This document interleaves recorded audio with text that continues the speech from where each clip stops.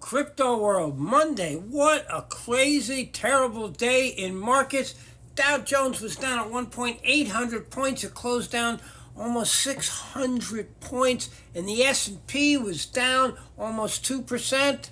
And the tech-heavy NASDAQ down almost 3%. This market did a huge sell-off when Trump comes out and said that the tariffs are starting on Canada and Mexico tomorrow at 25%. Many people thought when he had said it before the negotiating, now the markets are trembling and the economists all agree that they're not good for the economy, so the stock market obviously got hit. And then when we go to crypto, we literally gave up all the gains. Look at this red land that we had when the announcement that Trump said about crypto, having the crypto assets, etc., in the sovereign fund. And we can see the magnitude of the drop. It's so large, it really took back everything that we had as a gain when he announced the strategic reserve. And I can't help but point out that while this was happening, gold went up. Now, I have for many years argued that Bitcoin was digital gold, but today it didn't act like gold, and it's not acting like some alternative investment that's not correlated. It appears totally correlated to what happens in the tech-heavy NASDAQ.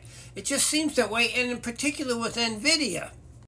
Now, bottom line, this is a scary moment in crypto because we not only have this big reversal sell-off because of tariffs, and yet the news about the strategic reserve is still there.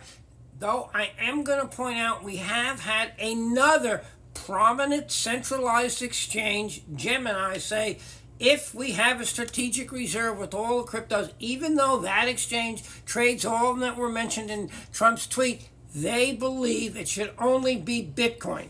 Well, at the moment, it's showing that the crypto is not a separate area. It's totally responding to the same forces that the equity market is. And right now, those are negative, and we just have to see what happens with the tariffs. Now, I'm going to use a positive footnote.